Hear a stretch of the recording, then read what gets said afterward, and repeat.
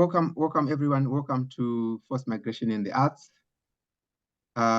For today, for this session, we've got two absolutely amazing, wonderful poets. We've got Malka Al Haddad, and we've got Loraine Masiya Mponela. Forced Migration in the Arts is a network that hosts monthly conversations that look at what is happening, work that is taking place at the intersection where forced migration in the arts meet. And what we aim to do is, what we hope to be doing, what we aim to do is to create space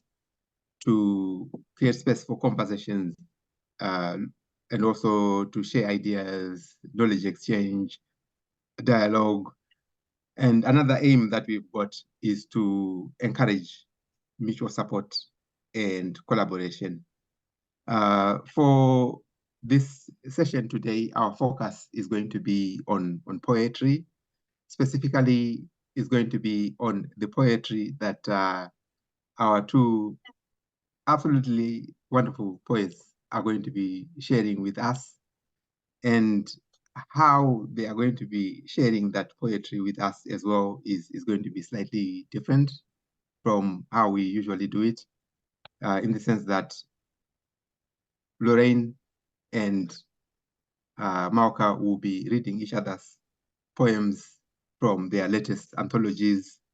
This is Loraine's Now I Can Sing,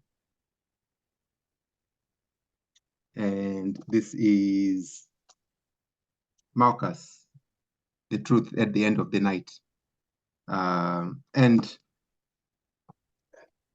with what I've given you as the introduction, I will hand over to Malka and Loraine, who will introduce themselves and say more about themselves, you know, in their own words, and then we get into the poetry and into the readings. So on that note, I hand over to Malka.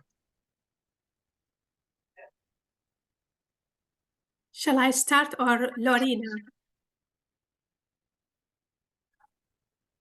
You can start, but if you want me to start, I can also start. Yes. Okay. You are welcome to start, Loraine.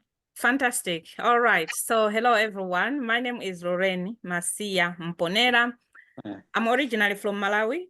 I live in Coventry now. I came in this country in 2008. I came in this country in 2008 on a student visa. In 2015, I claimed asylum, which took 7 years, and I got my status in 2022. I'm a two-time author. One of the book is the one that Ambrose just showed us, but my first book was this one, which is called I Was Not Born, a Sad Poet, which I published. It's also self-published. It was published in 2022, immediately after I got my status. I have a son. I am a grandmother. I now work for a charity called Migrant Voice. I also am a community organizer in Coventry. I'm part of Coventry Asylum and Refugee Action Group, in short, CALAG. CALAG is a collective of people going through the asylum system, migrants without status, and refugees. I was privileged to be in the leadership of CALAG from the time I joined, from 2016, when I was moved to Coventry. I joined and I was co-opted as a secretary of the group. Later on, I served as chairperson for Coventry Asylum and the Refugee Action Group between 2018 and 2022. The group serves as a peer support, peer-led, self-organized community group. So in terms of writing and poetry, my background is public health. As I said, I came here as a student. I was studying masters in public health at the University of Leeds. I'm not a trained writer or poet or something like that.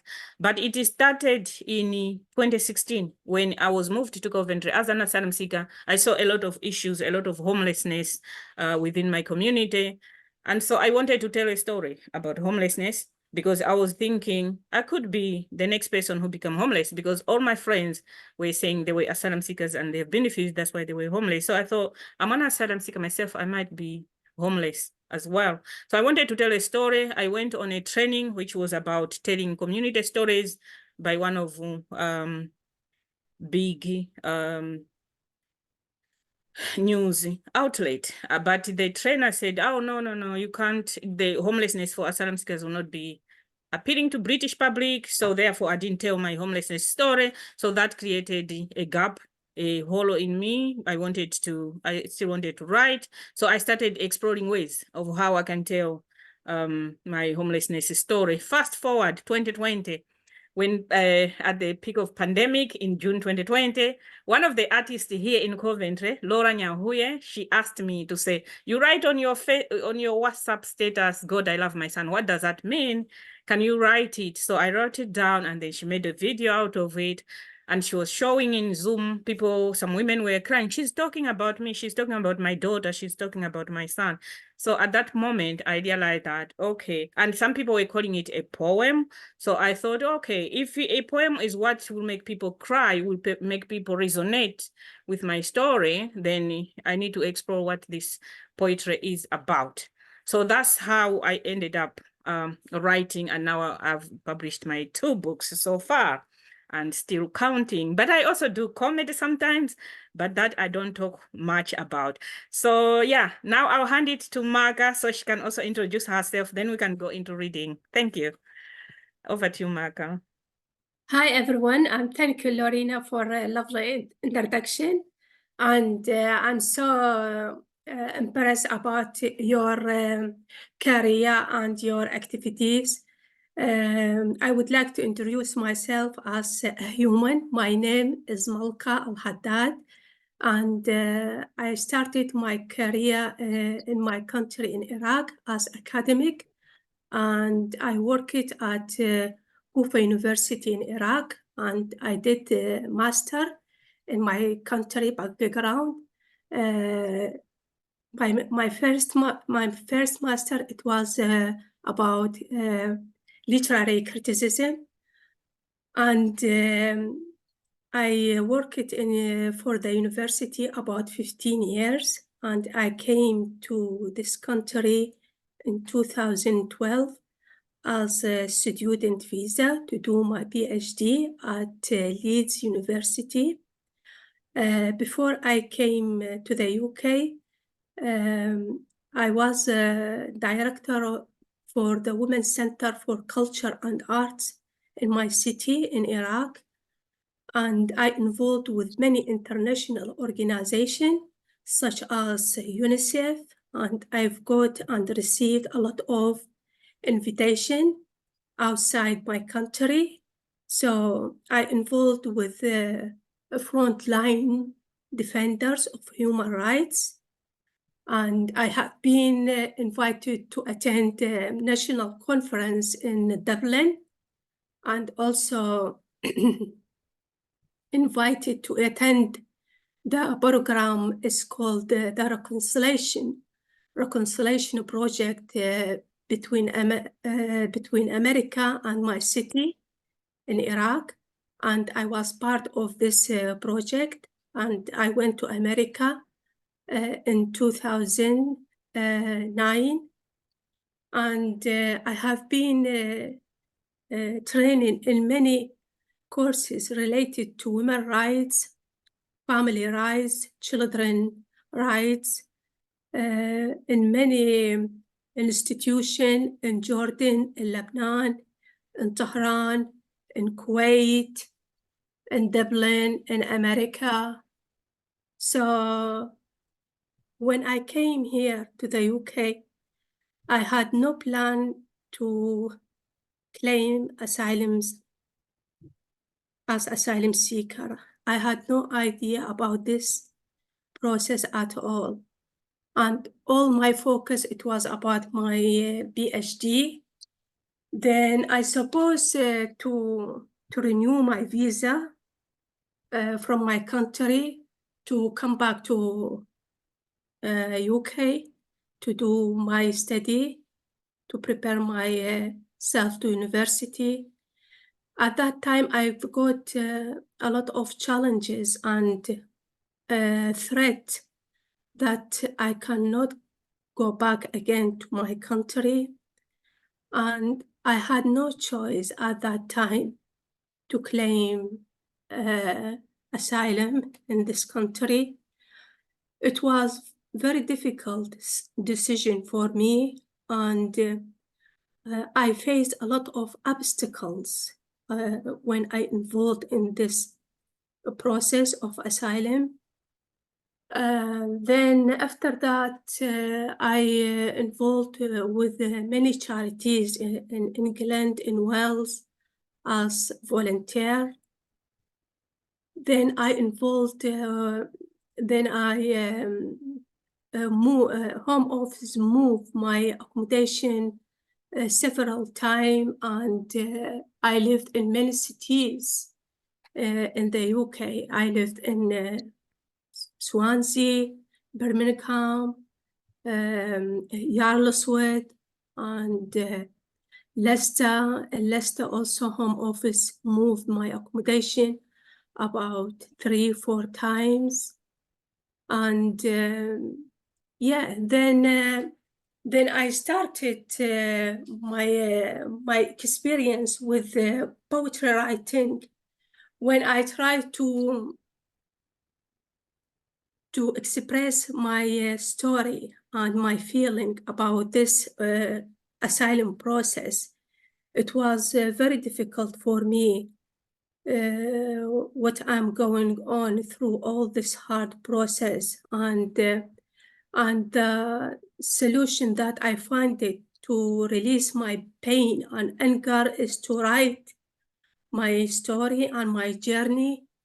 So then I started first time to write poem. And the poem I wrote it is just for myself. Then when one day I remember I published some of my poems on my page on Facebook, and I noticed all my friends, they were very admire and surprised about my writing. And after that, many of my friends, they encouraged me to keep going and write about my story. Then after that, I started to think to publish my collection. I published my first collection in 2018. It's called Birds Without Sky. It is available on Amazon. My first collection, I donated all the proceeds of my book to two charities that working for refugees and asylum seekers. These charities is Bayaba Women Project in Birmingham, and another one is called Lincolnshire City of Sanctuary. So this is about my first collection. It was in 2018. Then after that, I started to work on my second collection, which is called The Truth at the End of the Night. And I was lucky to find a wonderful publisher and amazing publication by Palewell, and they offered to me to print my second collection.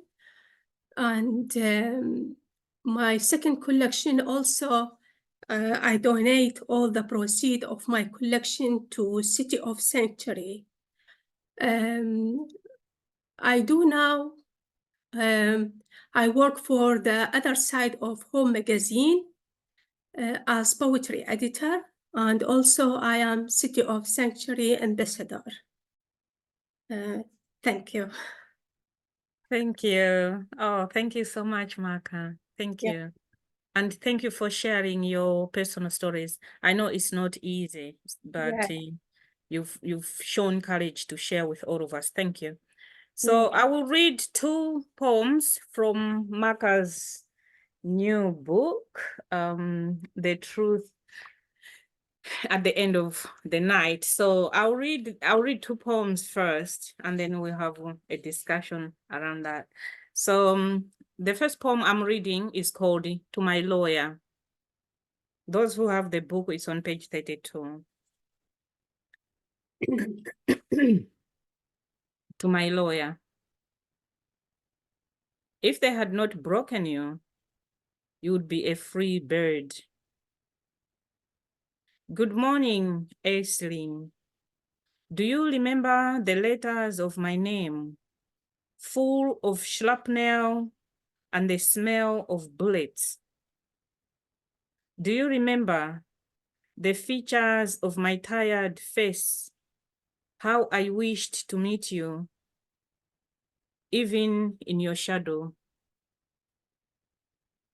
Do you remember the hope seller, the one on the corner of your office?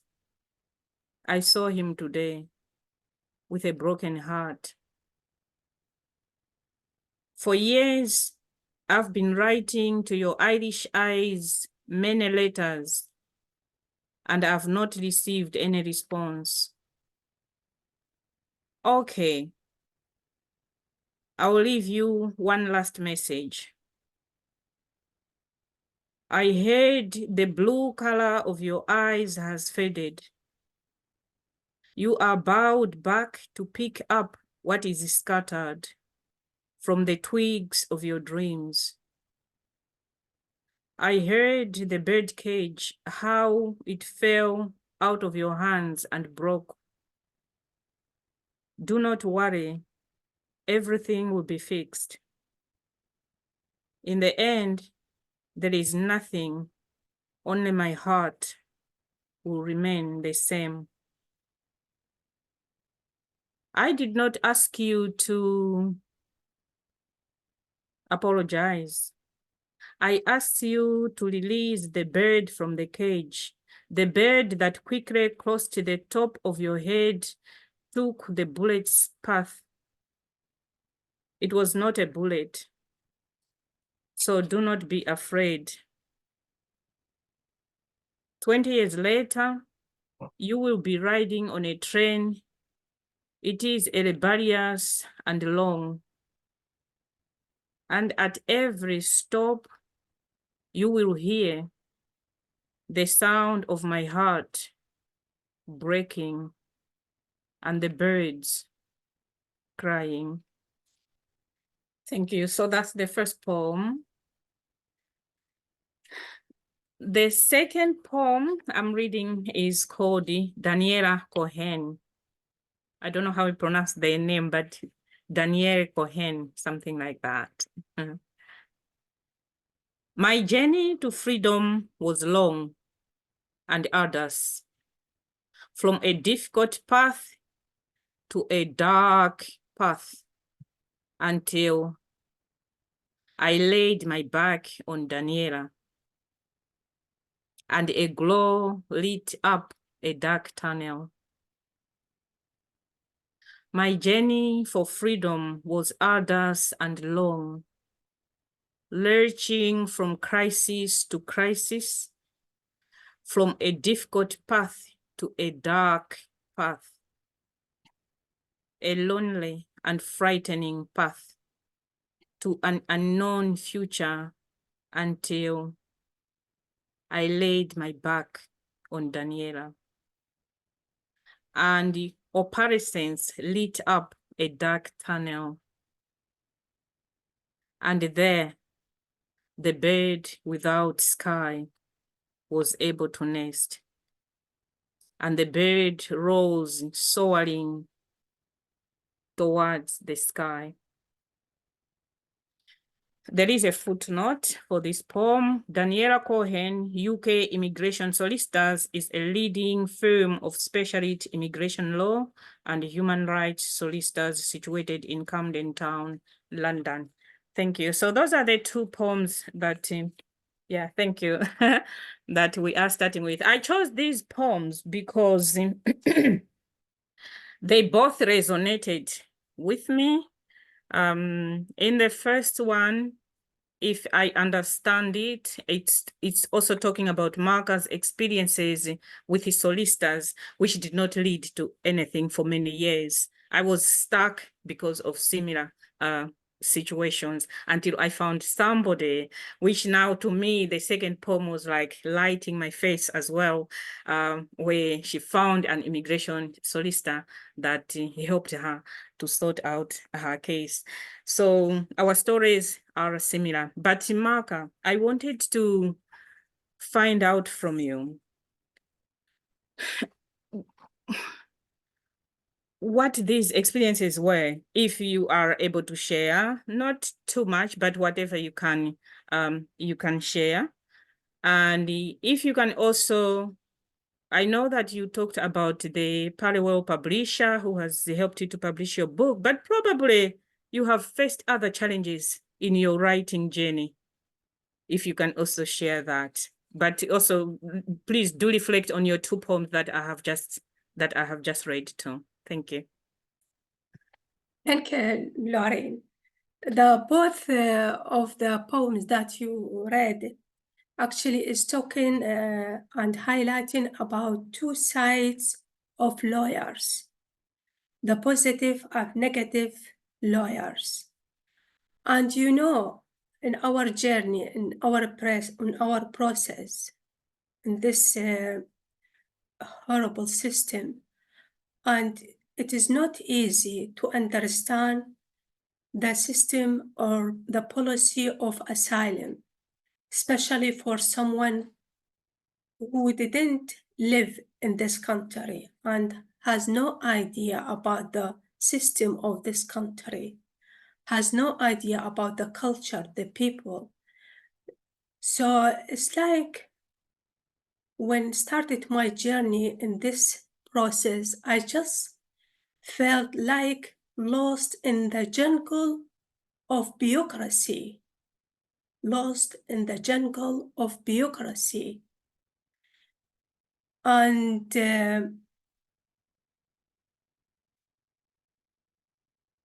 working with the lawyers who they get their funding from legal aid, I noticed their work, it is not perfect always. It is not like private lawyer, like what I got in the final of my journey in this process. So I struggle a lot with lawyers. For example, when started to talk about my case, my language, it was not perfect at that time. And at that time, I've got interpreter. But the problem interpreter, all of the interpreter, I've got it through my case.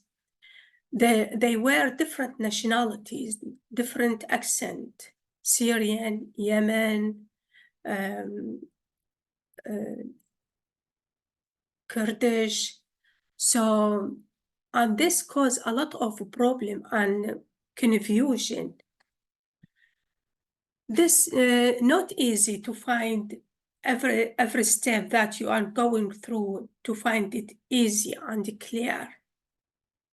So I struggled a lot, about 8 years with the asylum process and with lawyers.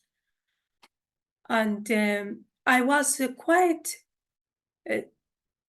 stressed and I felt frightened in the beginning. I felt very frightened. Why I have to get lawyer? Why I have to go to court? And I was thinking, so people who they took them to the court, people who they broke the law. So, and I didn't broke the law. Why I have to go through this process? This makes me a lot of worry, and I cannot trust also sometimes my lawyer. I had no idea about this system at all. This caused a lot of failure in my case. because there isn't good communication and trust between the customer and the lawyer. And I think saying this matter is happening with many of asylum seekers. They cannot talk about everything, and they don't have whole idea about this process. And they need someone to guide them, to teach them, to explain to them, so to avoid a lot of problems. Yeah, so this give the idea about my feeling with lawyers and how many times I was disappointed from their work. But finally, by Danielle, a lawyer, I managed to have my status, but not the status that I fought for 10 years. I believe that I have to get my status as a refugee, but I didn't get my right as a refugee. I've got my right as spouse visa. So this is, I feel sometimes there is injustice towards my case. Yeah. Thank you. Thank you so much. So in terms of your writing and publishing, are there, you know, because you've talked a lot of challenges there with the, with the lawyers, with the wrong decisions that are being made and all of that. But in terms of your writing processes and publishing, have you faced any challenges at all? If there isn't, fine, but it would be good to just hear if. I believe that through writing and through poetry that I can shape my identity as a human. Mm. I can shape my story, my journey, my culture, my belief. So writing and poetry is sometimes can also give me kind of therapy and also help me to release my anger and my fear. And I believe poetry and art is not just for expression of emotion, but also a medium of communication. Ideas can be language shared between individual nations, culture, nationalities. So poetry gave me a lot of things to practice my identity, to practice my culture, to release my story. So, and also I believe poetry and arts, both of them have a fundamental role. And for me, it's like a weapon with two sides. It can be for leisure, it can be for therapy, it can be to highlight the critical issue in our society. It can be also to criticize the unfair system towards minority or majority people. I always am thinking as a writer how my work respond about wars, about this disaster, how to defeat speech, how to have our right through our arts. And also what I noticed that people in dark time often turn into art and poetry to help them survive, disappear. Therefore, I believe that poetry can offer consolation with ourselves, consolation with our community, consolation with the challenges and obstacles that we face through our journey in second home. And therefore, when I publish my books, that is because I believe that my book and my words, my story, my journey can turn darkness into light, can make change, and can affect on people's thought and change their mind about refugees and asylum seekers. Yeah. Oh, fantastic. That's profound. That's profound. I also wondered if you have some poems from my book, like which you which you would like to read, if possible. Yeah. Thanks. Thank you, Loraine. I like your poem. It's called Airplanes, because first of all, I will read it and I will give you some comment and question about this poem. I love it. Airplanes.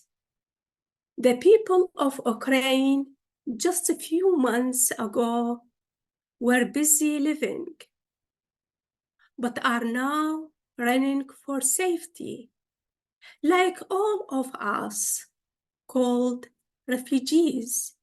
So, it is their fault? Are they primitive? Are they primitive? Do they like to fight in a strange country with a different alphabet, unable to even read road signs? They carry only their lives.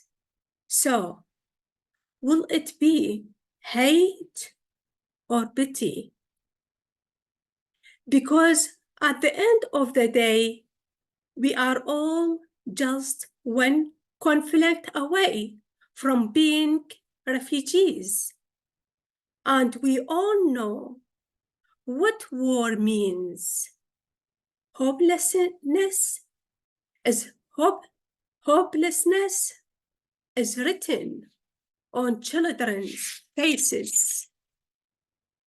Some people are lucky to be born free, others are not. Deprived, homeless, sometimes stateless, in a foreign land with no next of kin. So, will we put a stop to tyranny, dictatorship, and war? Sing, stop, stop, stop. No amount of weapons can win over the burning will of people. The war in Palestine is likely to last 1,000 years, flaring up now and again with every new generation. And we know peace cannot be negotiated by people in tanks or in military aircraft. By people in tanks or in military aircrafts, but needs equal partners on the ground, seeking a lasting solution. In the Congo forest right now, makeshift airports exist where huge cargo airplanes bring in guns and take away precious minerals. Imagine if these airplanes landed with hospital or school, building materials and books to educate the young. So we are saying, stop the war, stop corporate greed, and all sing, stop, stop, stop. I think this poem, I like it because it reflects the policy of contradiction. As you know, we live in an unequal world. And my question for Loraine, I'm asking you, how many years you fight it to have your right and your status? Okay, so yeah, thanks for reading that poem. It's Yeah, I just need how many years, because I have another questions. In asylum system 7 years, but I was stuck for 10 years.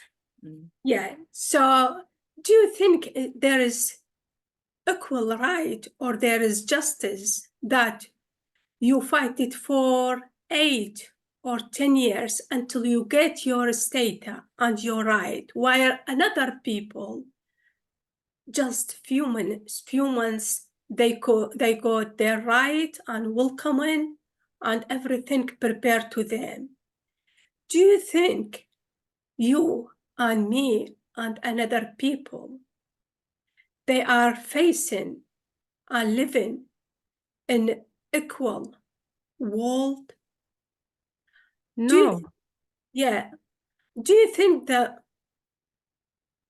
children now killed in Palestine, thousand civilian being died and killed, are there situation?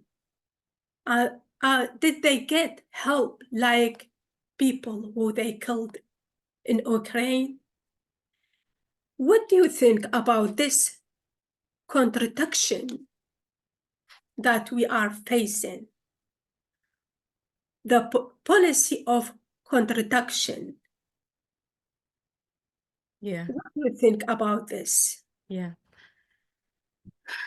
I guess because even me, when I got my status, that's what I struggled with to understand.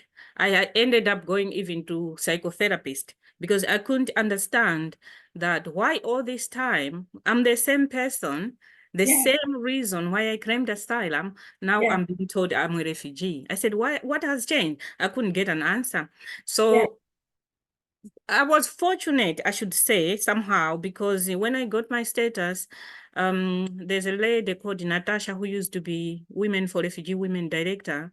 She called me to congratulate me, but she said, this is the time that you also need to be careful, because this is the time we've seen time and again that people lose their mental state because you've been holding on for a long time.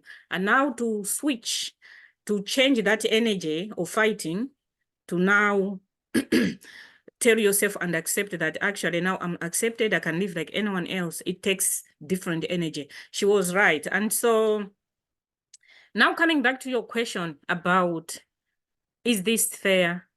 Of course it's not fair. If he, like in the poem that you read, I think I moved through 3 countries, a refugee from Ukraine, a refugee from Palestine, a refugee from Congo. What is the difference apart from the skin color? You know, so yeah, so it is, this is why we still need to talk, we still need to fight, we still need to campaign, we still need to make our cases clear so that we all live in a world that is fair, that is just, because I read in one of your poems where you talked about you were told you were a liar, a liar, a liar. So, but it is a culture where people are judged from being a liar first, then you have to prove that, no, I'm not a liar, instead of believing you first, then going this way. But we start from the opposite angle. I know you wanted to come in again, Malka. Did you want to say something? Yeah, I just want to say that is why it is important to pay attention to the poetry and all kind of arts, because all of them, they have rules to affect on the world. We shouldn't ignore that. A child dies every 5 seconds from war and hunger. And this is the responsibility. It is not for politicians, because we cannot find the right solution from politicians always. We believe in the power of art. We believe in the power of work and writing for the public. And also, I believe that poetry can bring about fundamental change in our society.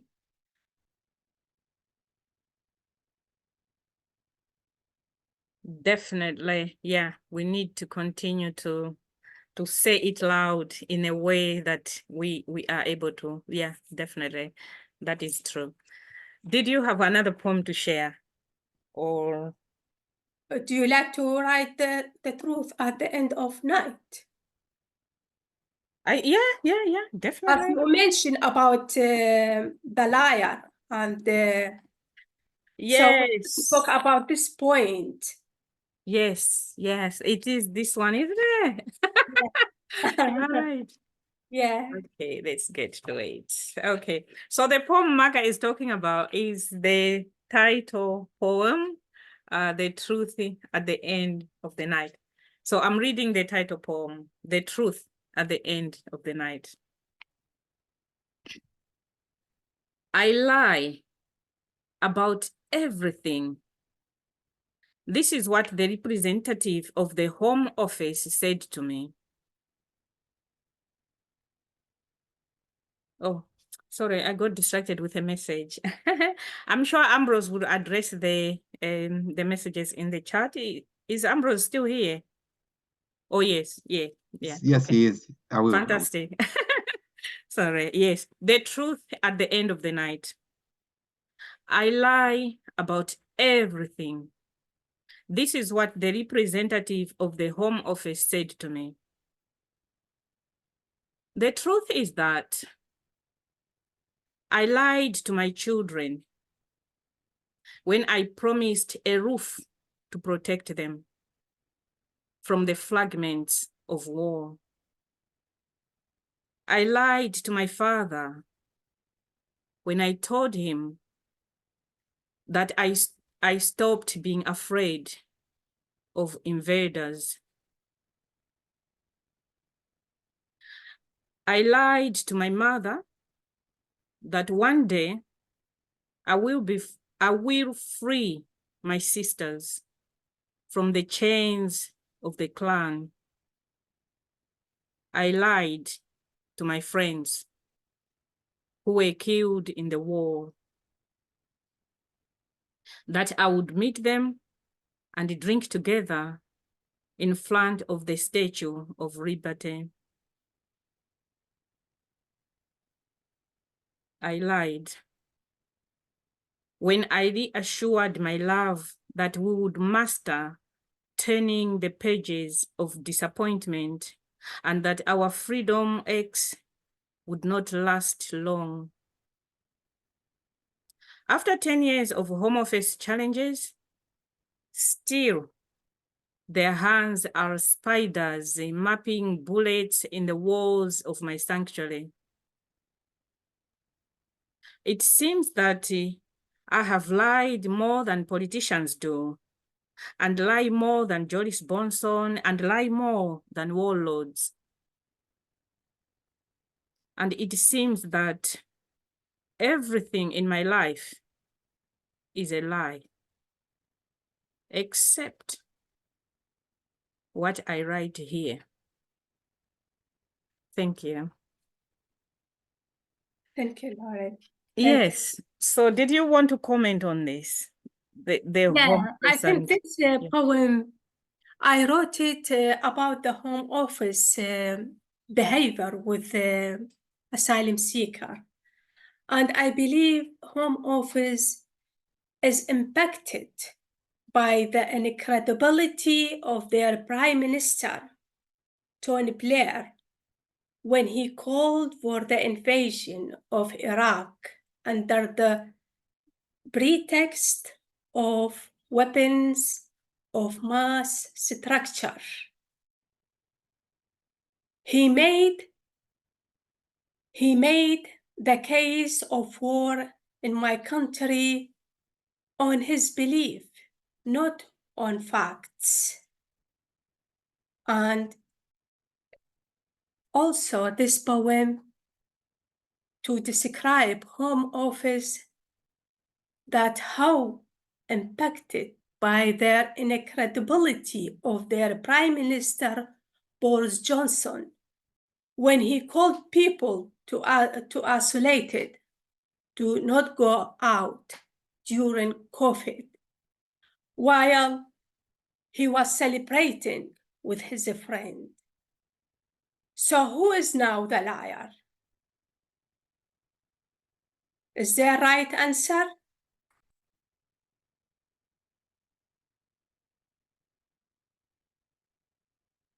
Yeah, I'm agreeing with you. Yeah. Yeah. If you can allow me to ask you this question, Malka, I've noticed in your poetry, you do not shy away in calling people with their names. I have written, like in my books, I know that in this poem I'm talking about so and so, but I do not really mention the name. So I see, like in this poem, you've talked about Boris Johnson and you know, Tony Blair and all of that. Because I guess it's a comment about your courage to be able to just say it as it is, isn't it? Yeah, because this is the power of the arts. The art, it is not for entertainment or for leisure.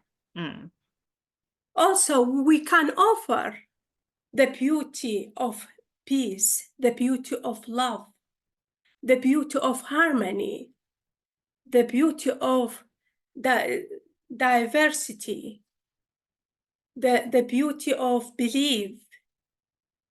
But also we have to be critical and criticize to unfair issues in our culture.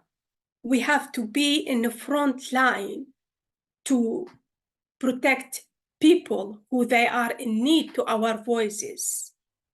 There are a lot, you know this, and you have experience about this in your country, and you notice that a lot of people who they cannot release their voice and their injustice.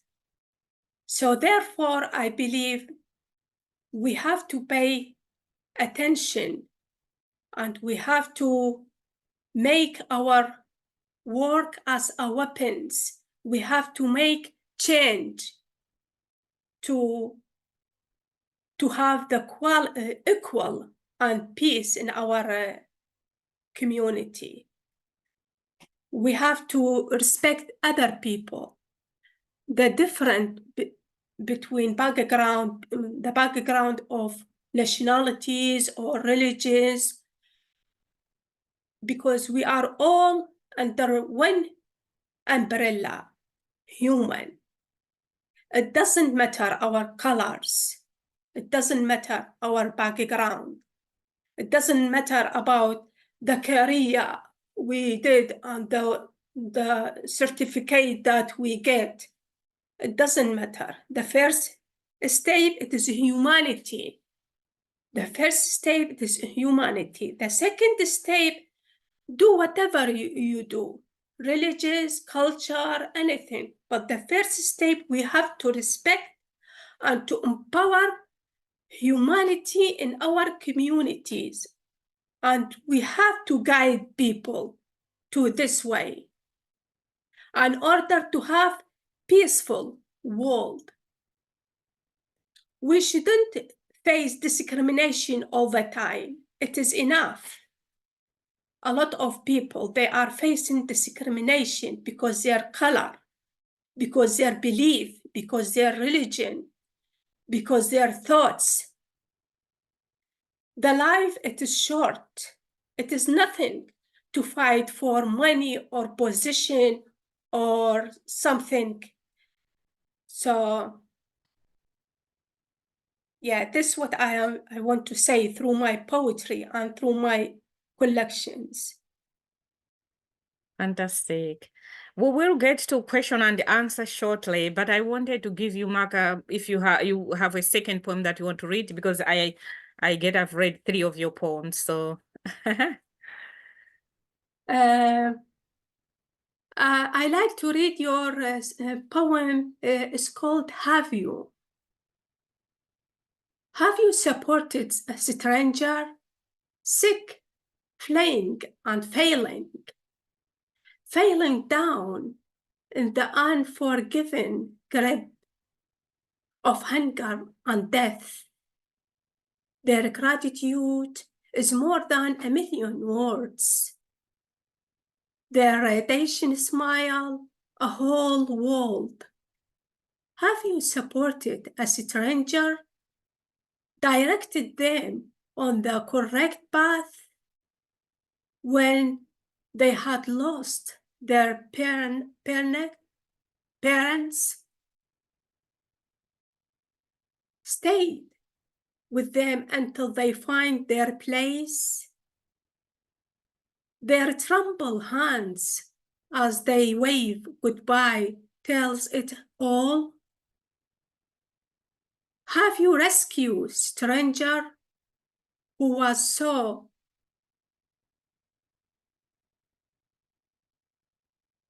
burdened by life twists and turns that they had lost the will to live?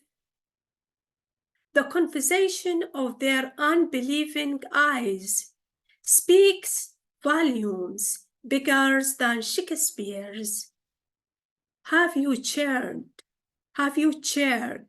on a champion in the throes of ever receding victory?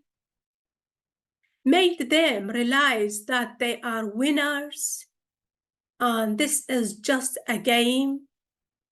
Their doubling of energy and unexhausted, and the fear only happens because someone cares.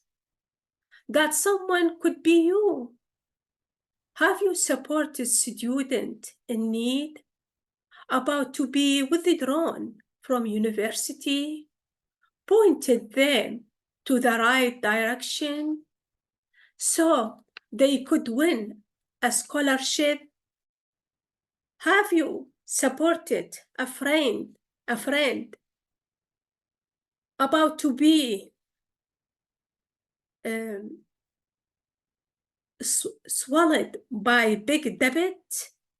Not necessary through money, but just by saying it will be all right. Spread the love, creating magic in the heart of these drawing. Will you? Thank you.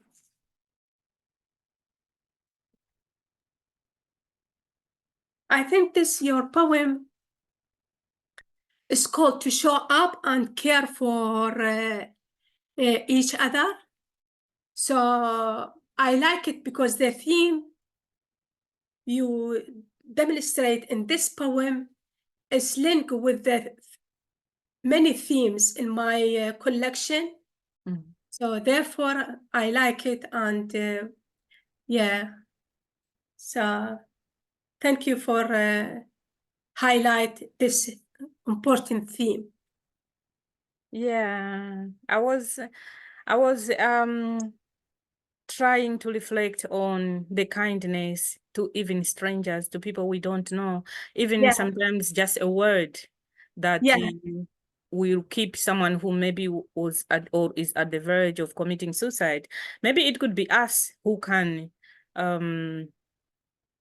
support them through words, through any action, no matter how small, but that might be that something that meant a lot to someone else. So let us be kind to one another.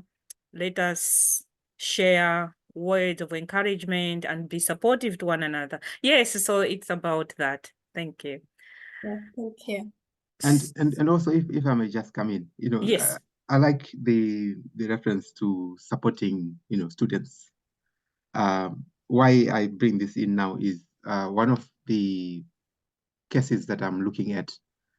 It centers around Sunday Lawrence, who is a second-year law student, South Sudanese refugee in Uganda, who is looking for funds to finish so that he can finish his studies. The only way he can do these studies is if he gets funding from somewhere. And the only place that he can get that funding from is from us. So, whatever you can spare, if you can, please support Sunday Lawrence. I've put the link in the chat. Back to you.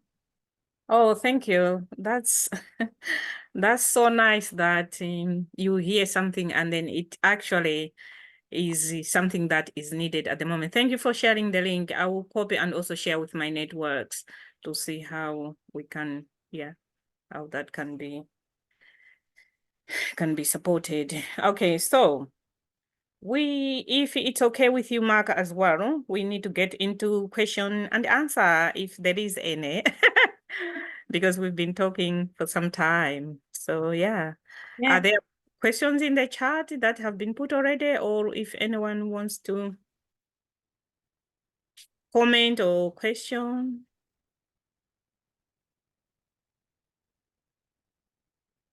Yes, Robin, is it? No, you are on mute. We can't hear you. Yes.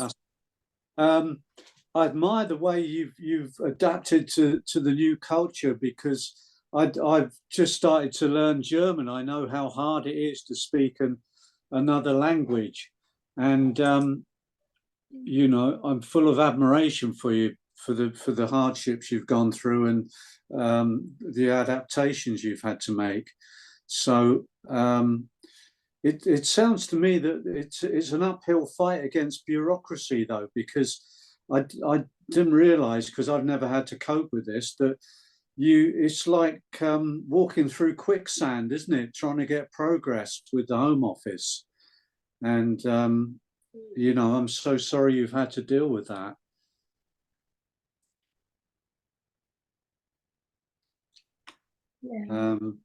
Yes. Malka, did you want to come first? I wanted. Yeah, you don't need to be sorry. We need all of us to work together. We have to change this hostile environment towards immigrants and asylum seekers. So all we need is to extend our bridges to understand each other and to listen to each other and to learn from others. Because immigrants and asylum seekers, they didn't come from different world. No. They came with their skills, with their education, with they give up everything for their freedom, for their dignity, for saving their life. So I don't think to apologize or to feel sorry about someone, it will not make sense. All we need is to understand each other and to work hard together to make difference in our society and in our world. There are a lot of people who their situation is worse and harder than us, and we have to think about them, and we have to offer our hand, our voice, our feeling towards them. Yeah. Yes.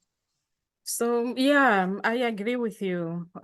Help us to end hostile environment because that is what is killing us. But I also wanted to comment on the language that you talked about, that you are learning German. Most of refugees and the asylum seekers who come here, we have this English is maybe our second or third language, and the first language is not even from Europe. Not from Germany, not from Spain, not from Italy, where maybe some things are similar, but it's from a totally different continent, you know? Yeah, so it is a challenge in that sometimes we do see when people talk about, oh, she has an accent, oh, she has that, oh, I'm like, come on, guys, I'm trying. So yes, it is, it is a challenge, and that's why I also kind of think like maybe the acceptance needs to be more, because if I'm trying to speak in English when actually I have other languages, while my friends from here, the only language they have is English only, but I still get criticized for learning a second one, you know. So yes, there is something in there that you are really right, that it's hard to learn a language. We try, but yeah, we also want people to accept, even if we are writing our poetry in my language, it should still be celebrated, because to me, that is a lot. I need to come here with my own also experiences, my own culture, because that is what makes our communities rich. It's not the universality being all same, but the diversity that is what makes us rich. So yes, including languages. Yes, I see there's a hand, Camila. Yeah, before Camila, maybe Malka, you could also comment on the question on language. How many languages do you speak, and also, you know, what is your relationship with the English language? I think I face a lot of challenges. One of them, it is the language, and also it was difficult for me to involve. When I came here, it was difficult for me to involve to register with ESOL, because at that time government, they cut funding of ESOL in Leicester. And I remember I spent 4 years without any English class. And I remember I set up campaign with our MP, John Ashworth, to work on the funding of ESOL. So as asylum seeker, I face a lot of problems, language and accommodation, and also as a poet. I remember when I want to involve with poetry events or with poetry workshop, I have to pay. At that time, I was banned from the Home Office to work, and my support from Home Office, it was only voucher, not cash. It is £5 a day. So I was wondering, how to pay to enroll, to be part of this poetry event, and I have no right to work, and I have no cash. My support is only voucher. And I remember also I was trying to submit my work online for literary magazines, and they require to pay. And it was difficult for me to offer this. Therefore, I'm so proud that I now working for the other side of Home magazine, that magazine is offering free submission for all asylum seekers, refugees, and immigrants. They do not need to pay. And the magazine is offer payment for successful application. So yeah, a lot of challenges, the languages and the money and accommodation and lawyer. Yeah. It's an obstacle course, isn't it? Yeah, it's like, yeah, it's like going through locked circle, going on, same for many years. Yeah, so I'm glad I managed to face all these problems. At home office, probably sometime they destroyed my health, but they are not managed to destroy my mind and my belief. Good. Do you think poetry is an international language, that that poetry can be weaponized to put a point of view across, to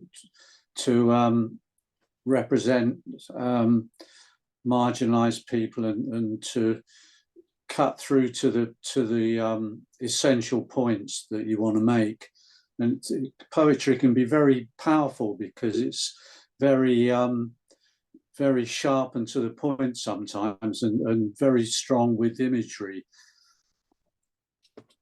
Yes, I strongly believe that poetry can be the language that we can share it with different nations, with different background of people, with different of cultures. Our sharing, it is the language, and our sharing is the art and poetry. So yeah, that is what I believe.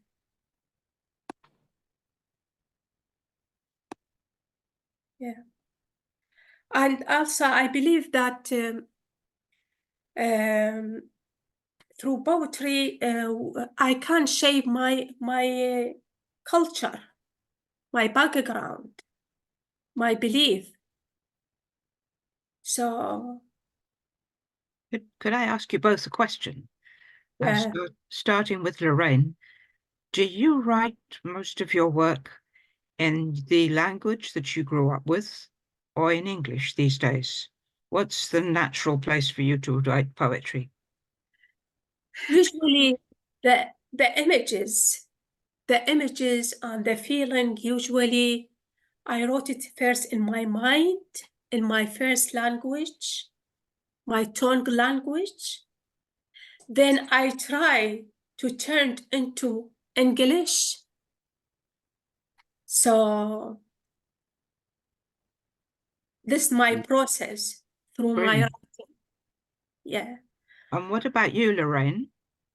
Yeah, I also believe, like, before I speak, I feel like I think in my language. I don't know if that is possible, but that's what I feel, because there's always a gap. This is why some people say, oh, she's an introvert or things like that. But I don't think so. But I'm trying to organize my thoughts in my language or something like that. Then I'm translating at the same time, and then I speak it. So when I'm writing, most of the time I'm writing in English. But I know that my thoughts, where it takes me to, when I'm having a conversation with my grandmother, I don't think that conversation is in English. I don't think, you know, like, I mean, a conversation in my head, because my grandmother is not here, but I'm just saying, like, because I've written on different subjects. So if I'm like, today I'm going to chat with my mom is not here. So what language am I speaking with my mom? I don't know. But that's why I'm kind of like, when I'm writing, it comes on paper in English. But myself, I believe, like, I think first in my language and then keep translating it somehow.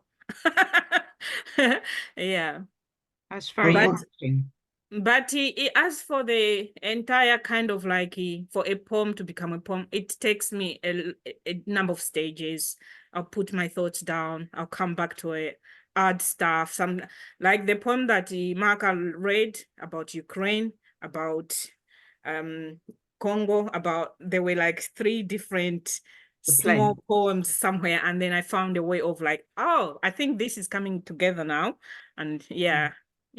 But I think my mother tongue, which is Chitumbuka, still plays a crucial role, because even like she talks about Malka is talking about images and all. I feel like when I take myself home, the way I'm looking at Lake Malawi, the way I'm walking on the sand, I'm thinking, I don't think when I'm in those moments, because I'm imagining I was a child, all this, all that, I don't think I'm in English state, you know? So I just feel like it just takes me home and I'm thinking in my mother tongue.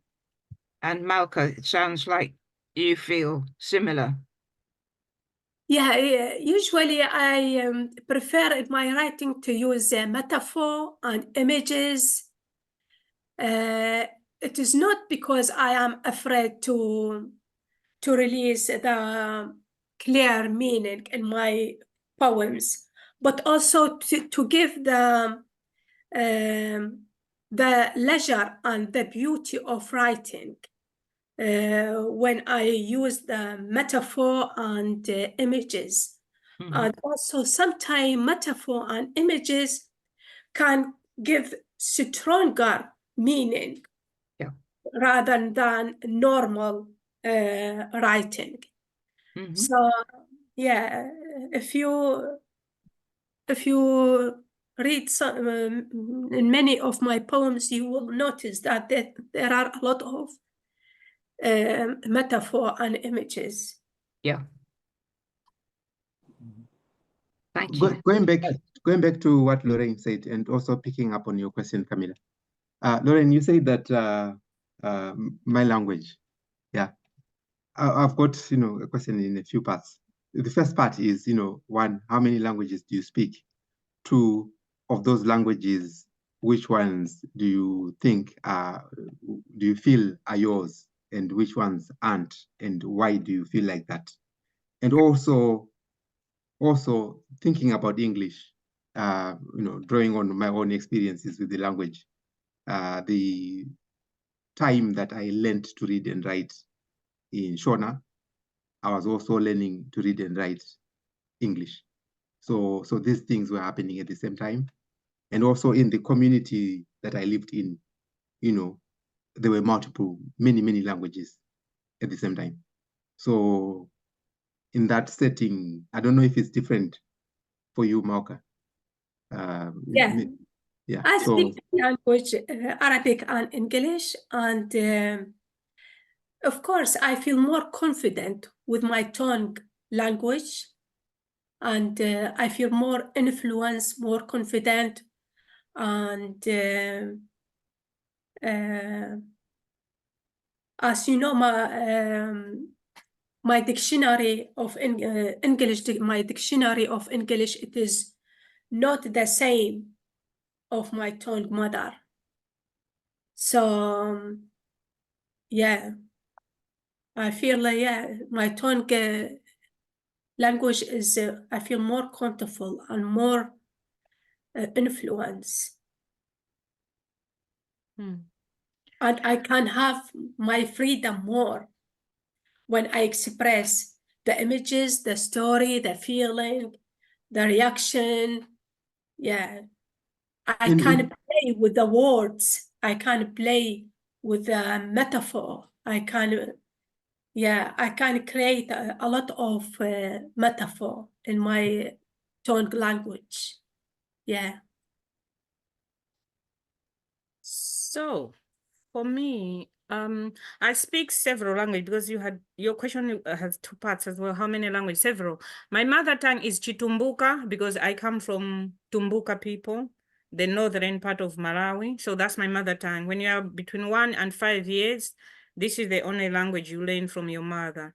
By the time you start school, internally, we had a dictator, Dr. Banda, who imposed his language, his mother tongue, which is called Chichewa, which is spoken by Chewa people in Malawi. Chewa is also a big tribe.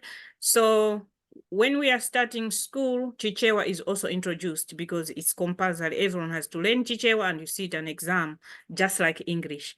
So at 5 years old, that's when also English is introduced. If you are going through the normal government schools. But children who are from richer families, probably they start English even when they are younger. But the normal government schools between when you are 5 to 6 years old, when you are starting standard 1, which is your primary school, that's when you are introduced to more languages. So the language that I accept that is my language definitely is my mother tongue, because even with Chichewa, like I'm saying, it was imposed. English was imposed. So it was when you are in school, you just have to work hard, because if you fail English, you'll not go to the next class. So you just have to, that is where you have, everyone would make extra effort for English. This is why sometimes you don't do well in maths, yada. But if English is one of the subjects that you have passed, if you had 6 subjects, 3 subjects you have passed, including English, you go to the next. The one who has passed 5 subjects, but English had a 49 out of 100, not 50, then you repeat the whole year. So it is something, yeah, but to be honest, I do not relate as in to say, this is my, from my ancestral, because it's not. But in terms of enabling me to travel, because I've been around the world in many countries, it's English that has enabled me to be there. I'm here speaking in English. So in that sense, in terms of importance, in terms of a language that I can transact, I can do business, definitely English has been very beneficial. Locally, like you said, because before, in Malawi, I was a lecturer at Malawi College of Earth Sciences, but before I got the lecturer job, I was working as a community researcher, like a participatory community research. So I would go and live with people to learn from them, but we're doing research. So I learned a lot of different languages as well, just hearing, because our languages, much as they are different, but some things are similar. So it's just the pronunciation, the dialects and all. So you could hear other languages. So even if they put me in a Yao tribe, I would hear what they are talking about, but I will respond in Chichewa because it's a national language which everyone hears, that I'm saying our first president imposed that everyone should speak and write exams about. Yeah. So yeah, that's me. The second part of the question, what was it? Have I answered it? Well, the second part was just this, why do you feel that, one language is yours and another is not yours? But you might have answered it. I don't know if you want to. It is the connection that we have, because language connects us with the environment where I was brought up in. I was brought up along the lake, and so the language we use there is specific because of most of the natural features. It's a beautiful part of the country. Now that's me talking about my country. So the things that we use, how we describe things, nothing will beat that. So definitely it's yeah. Every time I go to Malawi, when I used to go, in city, I'll just say, hello, I've arrived, but where I'll spend my time is my home village. And I could ask the same question about, your use of my country, which one? Yeah, the what? When you say my country, which one? Also, given that you've lived here how long? 15. And 15 years. I came when I was 34. I'm 50 now. So which country is yours? I would die Why a Malawian. I would die a Malawian, but I live here now. I live here now. So this is home now. And I found my friends, my community, family.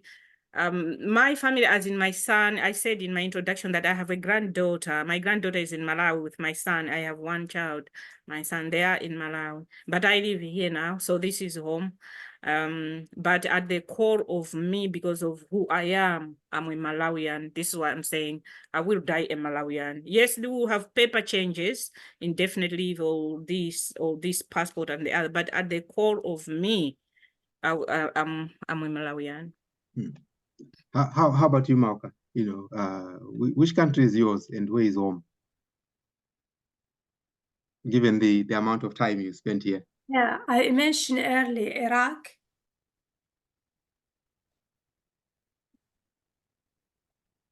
And how do you feel about your presence in the UK? In which aspect? In the sense of, you know, home, in the sense of home, feeling at home, belonging, a claim to the country. You know, you have a claim to Iraq. What is your? Do you have any claims on this country? Yeah, I think the feeling of home, human always feels missing the first place that where he grew, and so it is not same the second home, quite different, because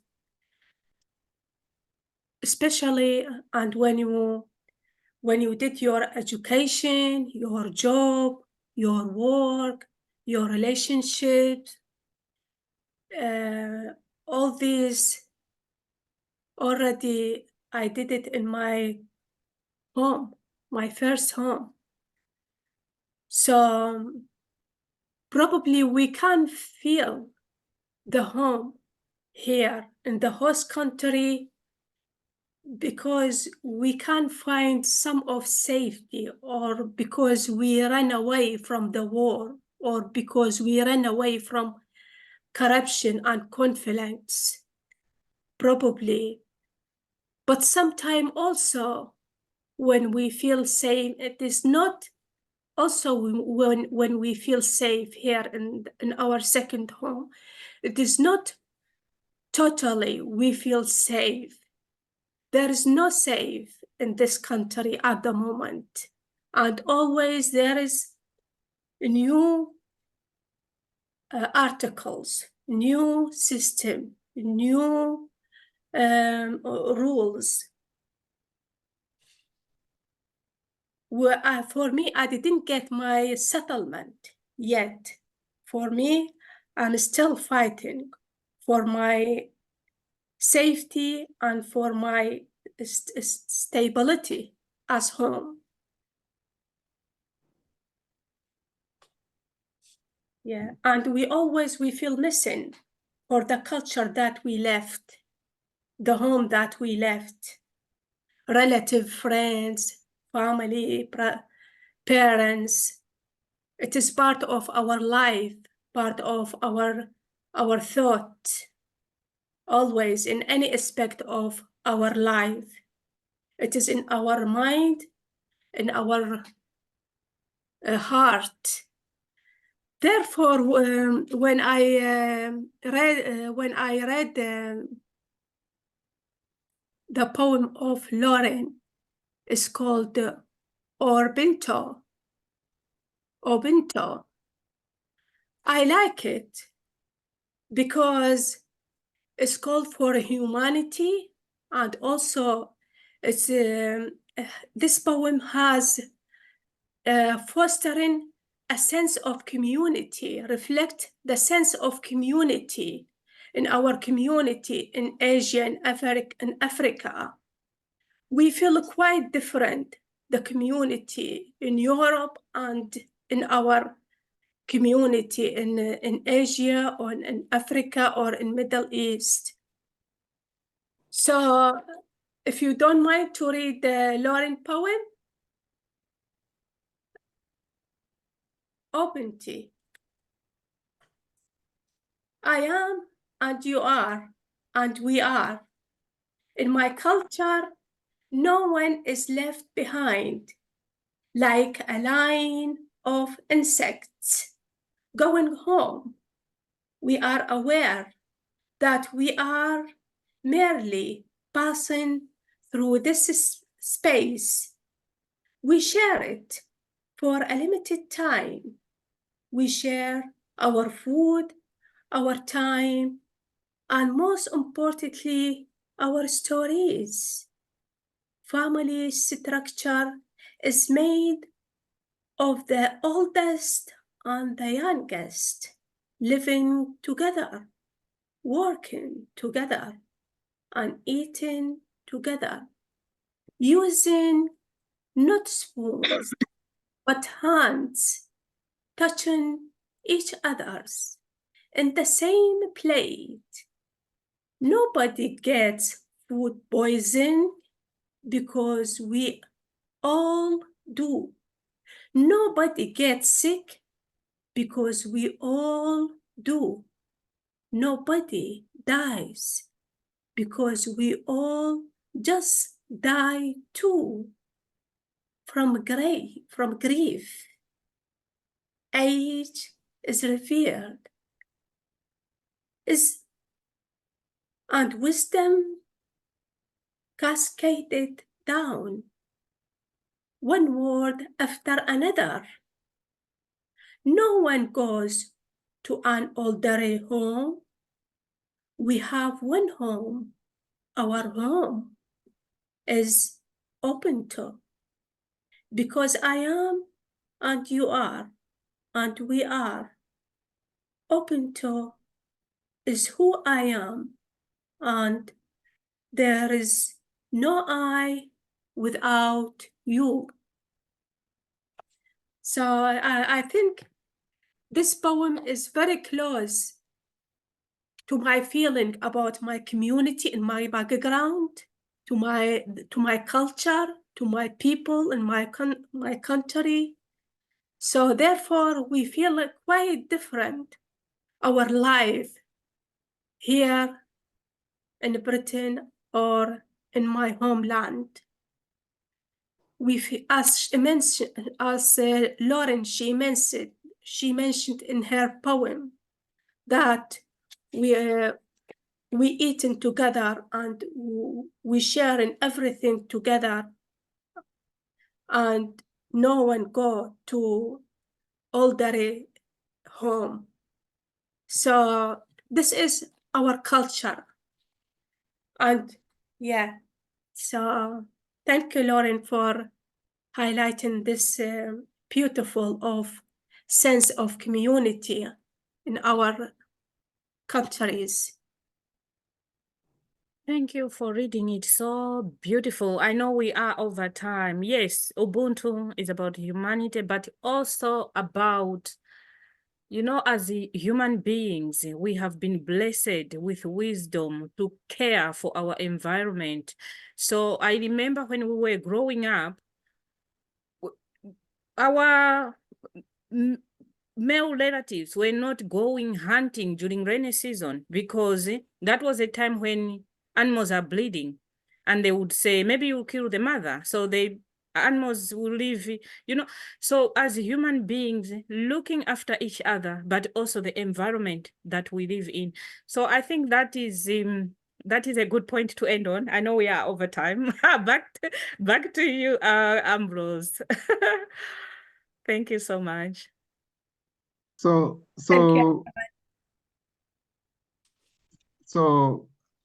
What can I say? I think Malka and Loraine have done all the work, and I was here just also listening and absolutely loving every minute of the readings and also the conversation.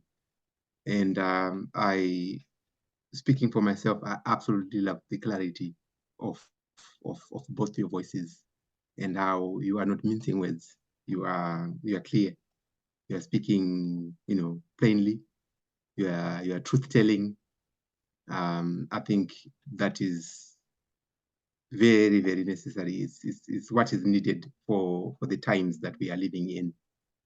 So on this note, I would also like to remind you that the next event, the next session of forced migration in the earth will be taking place on the 25th of April. Everyone is welcome. I will put a link. Actually, the link is already in the email that I sent you. So if you know anyone who is interested, who is doing work at the intersection where forced migration and the earth meet, please send them, pass on the link to them as well, and invite them to take part. And please remember Sunday Lawrence. It's like, yeah, I think we are in this together. So, and also if you know other poets who would like to have these kinds of conversations, please also ask them to get in touch. And that also includes publishers. We're also keen to hear from publishers who are publishing refugee artists or artists with experience of forced displacement, forced migration, who might not self-identify as refugees, but have had that experience of forced migration and forced displacement. So we would love to hear from them so that we can also hear what they think about, and also hear their art. So on this note, I will say thank you all very, very much, and see you again next month. Thank you. Thanks, Ambrose. Thank you very you. much for organising it. Thank you, Ambrose. Thank you. Thank you, Master. sir. See you. Thank you all. Thank you. Bye now. Bye-bye, everyone.